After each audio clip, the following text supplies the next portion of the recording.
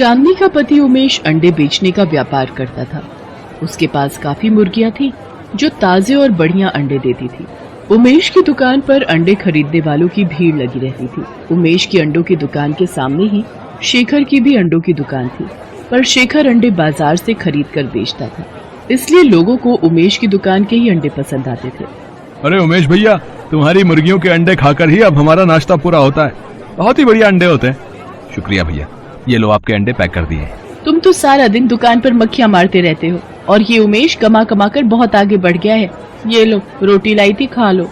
मुझे कुछ करना ही होगा। इसकी दुकान पाली हुई मुर्गियों के कारण ही चल रही है। मुझे इन मुर्गियों के बारे में ही कुछ सोचना होगा। शेखर रात में मौका देखकर उमेश की पाली हुई सारी मुर्गियों को खुला छोड़ देता है। अगले दिन उमेश मुर्गियों को जब गायब देखता है, उसके होश उड़ जाते हैं। हे भगवान, मेरी मुर्गियां कहाँ गई? सारी मुर्गियां गायब हैं। माँ, चांदनी, जल्दी आओ, हम तो बर्बाद हो गए। हमारी सारी मुर्गियां न जाने कहाँ चली गईं। हे भगवान, ये क्या हो गया? लगता है किसी ने रात में मुर्गियों को ताला तोड़कर खुला छोड़ दिया। कोई तुम्हारे काम से ईर्ष्या करता है, उसी ने ये सब किया है। पता नहीं कौन मुझसे अपनी दुश्मनी निकाल रहा है। उमेश उदास मन से अपनी दुकान की ओर जाता है, पर वहाँ तो शेखर की दुकान पर अंडे खरीदने वालों की भीड़ लगी देखकर वो हैरान रह जाता है। क्या हुआ उमेश भाई, हैं? आज तुमने दुकान नहीं खोली क्या? तुम्हारी मुर्गियों ने अंडे नहीं दिए क्या? हैं?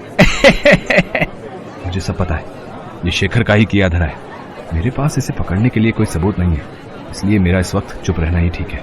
उमेश बहुत परेशान रहने लगा था। उसकी मुर्गियां खो जाने से उसके पास अब कोई भी काम नहीं रह गया था। शेखर दिन पर दिन अपनी दुकान पर अंडे बेचकर पैसे कमा रहा था। उमेश को इस तरह मायूस देखकर चांदनी और उसकी सास बहुत दुखी थी।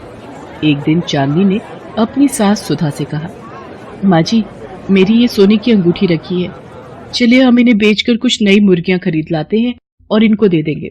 जब तक मुर्गियां नहीं होंगी तब तक काम शुरू नहीं हो सकता। तुम जैसी बहू जिस घर में हो, वो घर स्वर्ग से कम नहीं है।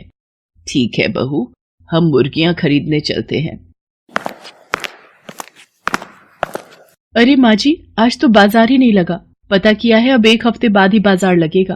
अब क्या करें? अब एक हफ्ते तक उमेश खाली कैसे बैठेगा? क्या करे माँ जी, अब एक हफ्ते का इंतजार तो करना ही पड़ेगा। मेरे पास तुम्हारी समस्या का हल है। मैं जानती हूँ तुम किस परेशानी से गुजर रही हो। आप कौन है और आपको कैसे पता कि हमारी परेशानी क्या है? मैं एक जादूगरनी हूँ और मैं दुखी लोगों की सहायता करती हूँ। अच्छा, तो फिर आप हमें हमारी परेशानी का हल बता दीजिए जादूगरनी जी।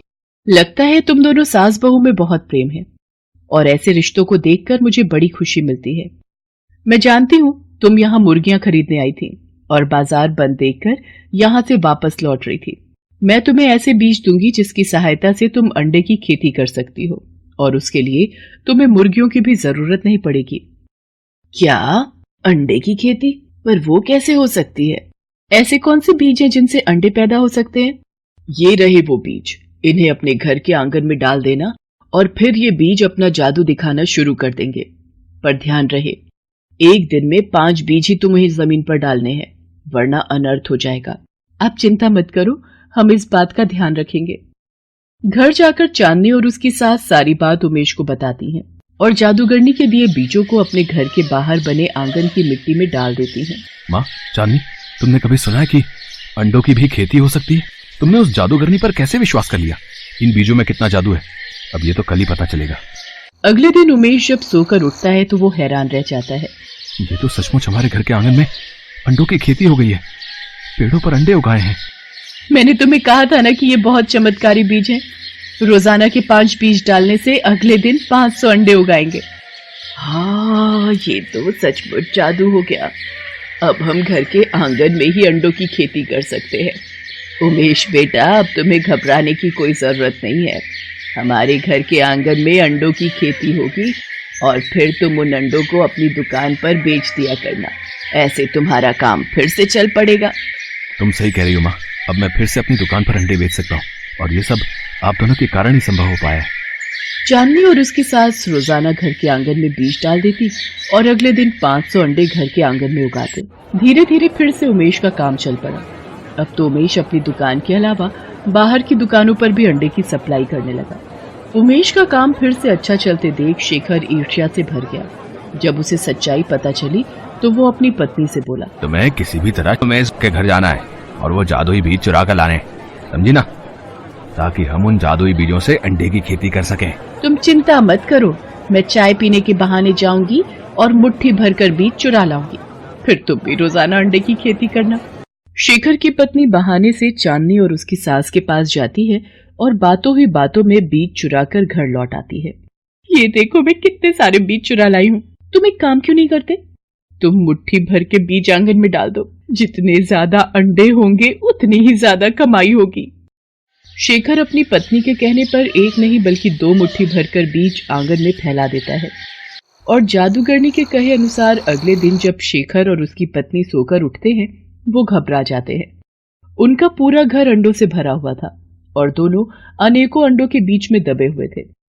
तभी अचानक शेखर की दुकान का नौकर ये सब देख लेता है। अरे कोई जल्दी से जाओ और उमेश को बुलाकर लाओ। ये सब कैसे हो गया? माँ, चांदनी, ये दोनों तो इन अंडों के ढेर के नीचे दबकर मर जाएंगे, इनकी मदद करो। तभी वहां जादूगरनी आ जाती है।